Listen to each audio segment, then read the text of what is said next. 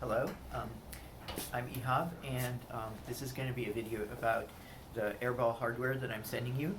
It is being taken by my wife and the Airball product marketing manager, Melissa Blum, Hello. who's behind the camera, and so you may hear her pipe up at various times. This is just very informal. I'm just going to show you how to use the stuff I'm sending. So there's three main chunks. There's the probe, there's the display, and there's the mounting. And we're going to talk through each of these things in turn. So first the probe. The probe is being charged by a USB-C connector, right? Actually, no, it's not USB-C, it's micro USB, sorry.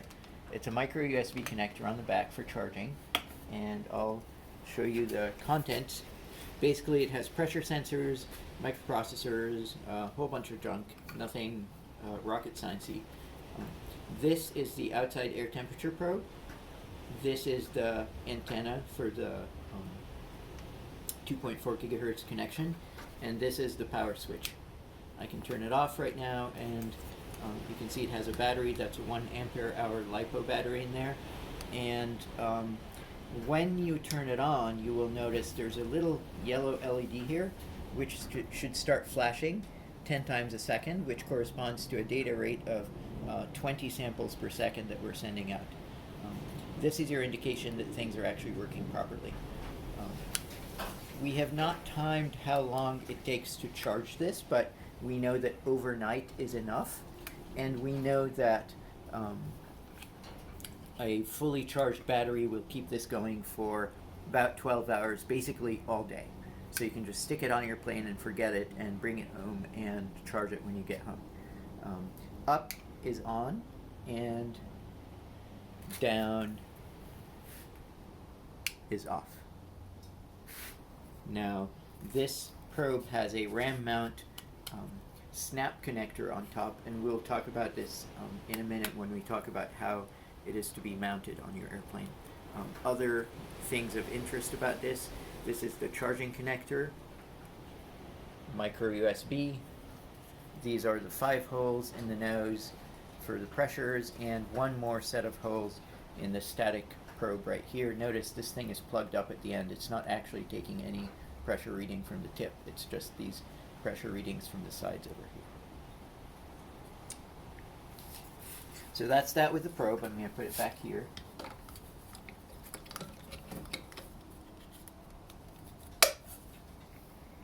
Now onto the display.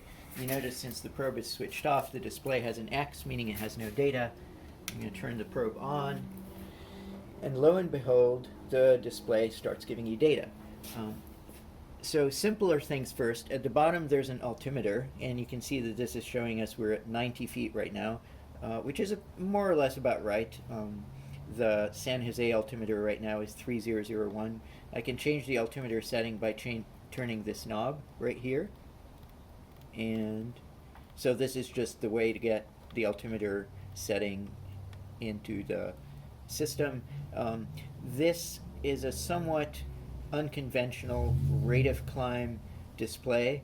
This line will go up and down depending on whether you're climbing or descending, and you'll see it fold over against the edge here. So these limits here are plus or minus 100 feet per minute.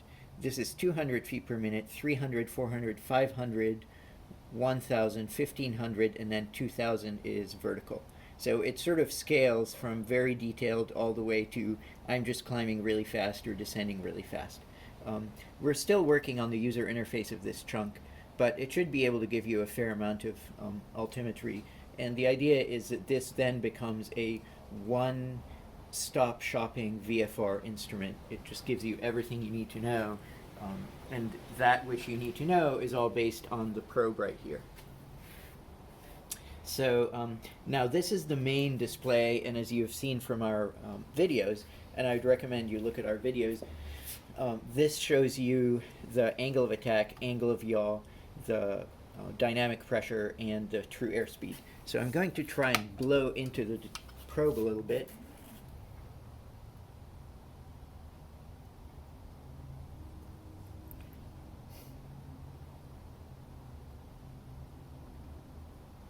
And as you can see, it expands and contracts. The number being shown is your indicated airspeed in knots. The diameter of the white ball is proportional to your indicated airspeed in knots, which means the area of the white ball is proportional to your dynamic pressure. And as you start to climb, you will notice that a magenta ring starts showing up around your white ball. That magenta ring has a diameter proportional to your true airspeed, which means that the area inside of the magenta ring is proportional to your kinetic energy. And notice that when you look at something, our eye perceives area rather than diameter as the size of an object. So it actually gives you the proper physical intuition. So that's all that for the display. Another thing I'll point out here, let me expand and contract it again, and notice the little radial colored markers on the ball. So we're going to do that again, and then I'll tell you about them.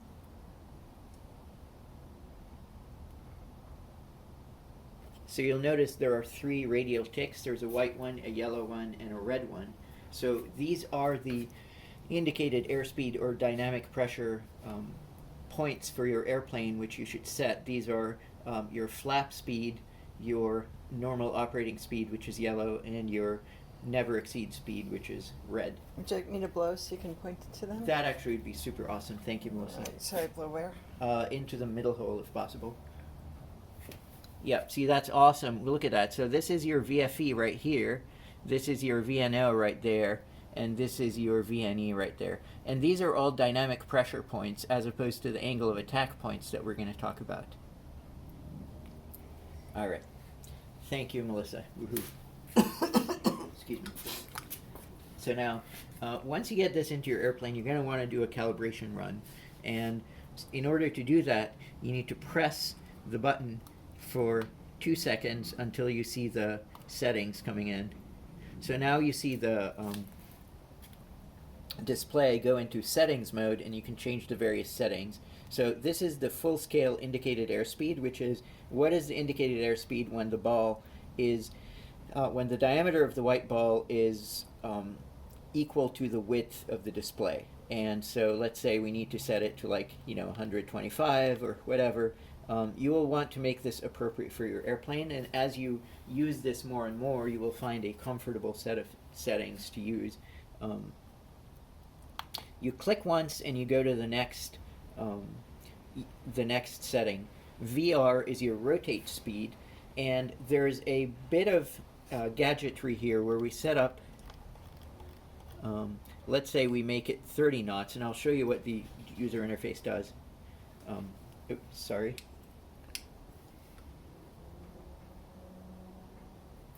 Got it there. Okay. I think basically I need to plug in my display because, I'm sorry, I mean my probe, because it was uncharged and I only charged it for a few minutes this morning. So I'm going to plug it in and it should start sending data real soon now. There you go. Nice. Okay. Yeah, I should just let it charge for a while. So now I'm going to start blowing into it and watch the display, see what it does. So it starts out as this tiny circle, which means the airspeed is really too small to show. But then as I blow into it,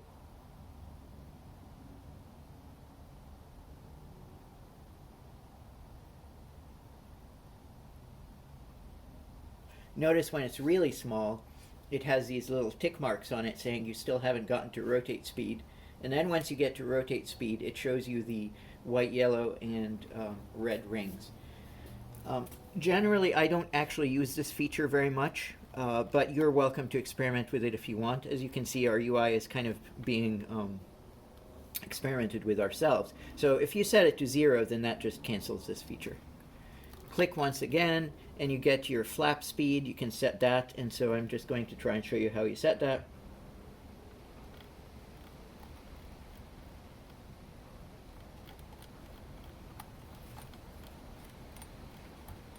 Notice as I move the knob, it changes the size of the white tick marks. So you want to do that and calibrate that against the airspeed indicator that's in your actual airplane. One click and we go to never exceed speed, and I think we must have clicked past VNO, but you need to do that for VNO and VNE as well as VFE. All right, now this is alpha minimum, or the minimum angle of attack. So this is going to change what angle of attack is represented by the point 10% down from the top of the display. And these are represented in terms of degrees. The actual numbers don't matter quite as much, but the place it is really important. And you're going to set that by flying at cruise and figuring out a comfortable position for it. So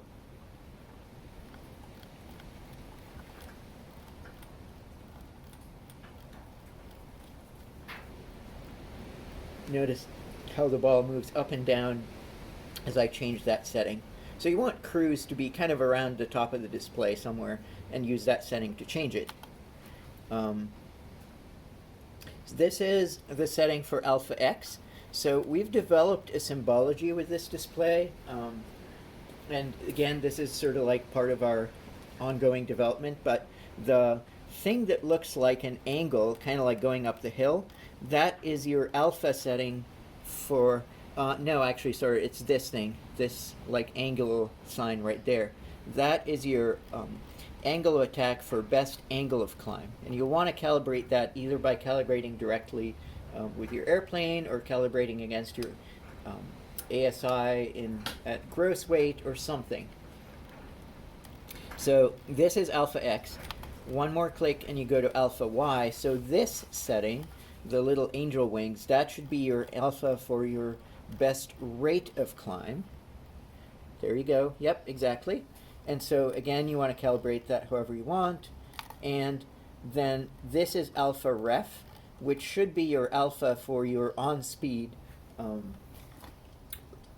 flight, like your on-speed glide path, basically. And so that's that could be a good tie-in to the on-speed system. Again, that's something you can calibrate, and then one more click and we go to beta max. This is the maximum angle of yaw. So at that angle of yaw, the ball is centered right on the edge of the screen. You'll want to try a full deflection yaw and see where that works for your airplane. So when you're flying, do you click through all this, or is this all just to calibrate in the beginning? You do that for a calibration flight, and then after that you just get out of settings mode and you just fly around. So yeah, that is a good question, actually. This is all stuff you're going to do in your calibration flight. Beta bias is a way to kind of add bias to the beta signal if you want to have, if you see some kind of deflection, perhaps based on the location of the probe on your airplane. In general, when we've installed the probe properly, we have not had to mess with this. This is the smoothing factor of the ball. So notice that if I set this to 1.0, then the ball is basically completely unsmoothed. So it's just bouncing around. Every single piece of data that comes in, we display it. And you see that we kind of have a historical trace of the last, I believe it's 20 data points, in this sort of like fading fashion. So it kind of gives you an idea of how bad turbulence is. But here we're not smoothing at all. Generally, like 0.15 or 0.2 is a good number to fly with, but you can figure that out yourself, right? You will, in your calibration flight, just wiggle around, try some, artificial turbulence with your stick, and figure out what makes for a good.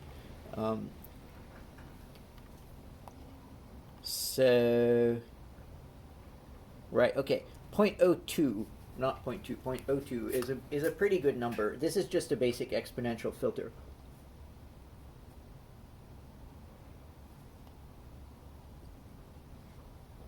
But you can see that we have a smoothed display, and then around it we have these fading displays of the previous values. And these kind of show you how much wiggle there is, while the smooth display gives you the stable value that you can fly by.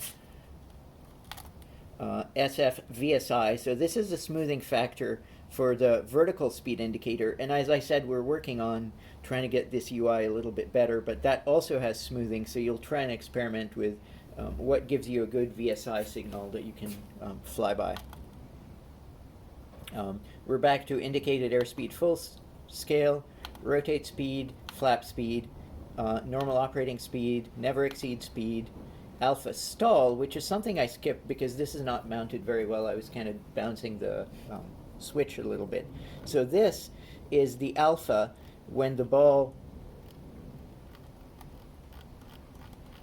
is centered right on this red line right here. And we call this little sort of red device down there, we call that the cow catcher.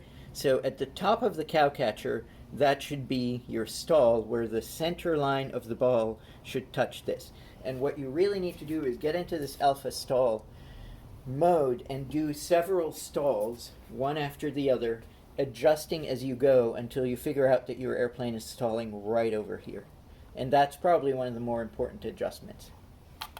Alpha minimum, which is the top, alpha X, alpha Y, alpha F, beta max, beta bias, smoothing factor of ball, smoothing factor of VSI. And we're back to V rotate.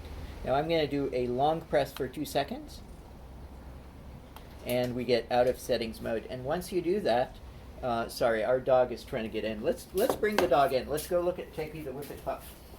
Hi Toki, you want to come in? Yay Toki. He's happy. Okay. All right, so now Toki is happy and everything is good. We can return to our demonstration. So you will use it, once you get everything calibrated, you will use it in this mode. And remember, you will just rotate this directly to change the altimeter setting. You don't need to do any long press. Now, the other thing that I will tell you about is our display has the Raspberry Pi USB things on the bottom. So you can actually just use it as a Raspberry Pi and program it if you want. And the way to do that is you press the button, you get into settings mode, just keep the button pressed and keep going for 10 seconds. This is sort of like an Easter egg. And now notice the display is frozen. And so if I connected a keyboard to this, why don't I do that? I'll show you. Because you guys are hackers, you might want to know that you can do this. I'm going to connect a keyboard and see if this works. I'm going to hit return, and now you're back at the Raspberry Pi command prompt, and the username is Pi, the password is Raspberry, just like any other Raspberry Pi, and you can hack along with it. In order to bring it back into like the standard mode as a regular Airball display, you just turn it off, turn it back on again, and when it boots up, it'll boot up into our user interface. So that's just a little Easter egg if you guys are interested in digging around in it. This is, once you boot up into Raspberry Pi, it's just a Pi. There's nothing new about this. I'll talk a little bit about the mounting. This thing has a couple of holes that match RAM mounts if you want to use that. A lot of times we just Velcro this to something in the cockpit. So what we're going to send you has Velcro on the back. Feel free to Velcro it into something or experiment with other ways of attaching it in your airplane. Whatever works. Just remember, Toki, what are you doing? Toki. Naughty pup. Yeah, we don't know what he's doing. Okay, so just remember, this thing is not battery powered. It needs to be powered by a USB micro connector on the side right here. And this thing on the side, in case you're wondering, this is just the HDMI connector. It's kind of a little bit wacky, but it just sticks out. We have our much better display that my friend Jeremy worked on that we would like to do when we get into more production, but this is sort of a more simple thing for now. Melissa, do you have questions? No, but we're at almost 20 minutes, so maybe we should stop this video for a moment and then do a separate one for the mounting. Okay. Okay, so signing out. Now for the tricky part, which is how to mount this loveliness on your airplane. So what we're sending you is one of the various and sundry early prototypes of a mount we have that's built for a Cessna 172. So this is the actual profile of a strut of a Cessna 172. And the way it works is you slip this onto the strut, you slip this back thing over it here, and you tighten it and make sure that it's really tight and secure. And then we're going to send you these 2 bungee cords. You take one bungee cord, go around here and back there, and do the same with the other bungee cord here. And the result is a very, very secure and redundant mount on your airplane. This is this just is going nowhere. I mean, this is like a really, really secure mount that we've had really good results with. So, will that work with any airplane or just with a Cessna? so it will work with a Cessna. It will work with a anything that has a Cessna-like strut. I mean, if your strut is a little bit different, you can probably pad this a little bit with some extra padding and squinch it in. So this is one of many prototypes we're working on, and we're not really sure yet whether we want to go with something that's more of a generic V-block that works with any airplane, or these 3D printed things that are specific to each particular airplane. There are advantages to both. But anyway, for now we're sending you folks the Cessna one, and you know, let us know if it doesn't work, and we maybe can work something out. I don't know. Just let us know if it does or does not work. So there's a ram mount arm that comes off of this loveliness, and on the ram mount arm you shall have a ram mount quick release snap adapter, and this is it. And so you want to attach it this way, and then you will want the probe to be snapped into this like that, and then set up the probe and tighten it in place such that it is somewhat in front of the strut somehow or the other, and its center line is kind of along the center line of the fuselage. A lot of times you'll see there's a rivet line on the fuselage of your airplane. You can sight down and be like, okay, yeah, that's about horizontal. And then look this way and make sure it is vertical relative to the ground this way. And look from the top or from the bottom and make sure that it is not yawed to the left or right. And so after a little bit of tweaking around, you can get it to where it's really just basically good enough. And then tighten this really, really tight. And it's important to tighten this super tight because we've had a time when I went for a flight with none other than Beth Stanton in a super decathlon. And so I was like, okay, Beth, let's, you know, do a steep turn. And so she did a steep turn. And then this whole thing like went and squished down. So yeah, when you pull G's, it's interesting. It's kind of neat that we have this ram mount attachment here. It's a quick snap mount. You can unsnap it and go charge this or whatever and then bring it in here. It's kind of interesting that you know, this is just this little mount, but it has never come loose in the many, many, many years we've been messing around with this. This thing has gone from like Reno to Texas, from Reno to Oshkosh. It's flown on my LSA, it's flown on Cessnas, it's flown on just about anything we can throw at it, and it has not come off. So, as far as I can tell, I am not worried about this particular quick release snap mount ever coming off. It's really, really pretty secure. And the rest of the thing is, you know, we've had really good results with it. We've never had a loss of any equipment from in-flight ever, and we don't expect to have any. So that's our mounting, and generally we make sure that we have something close to line of sight between the probe and the display, but that really depends on how much metal is between one and the other. And we've had good results with putting the display, I think you've seen in our photos, in the cockpit of a DA-40 and the probe underneath the wing of the DA-40, and because the DA-40 is mostly plastic, it works. So your mileage may vary, just let us know how it works, and good luck. Thank you very much.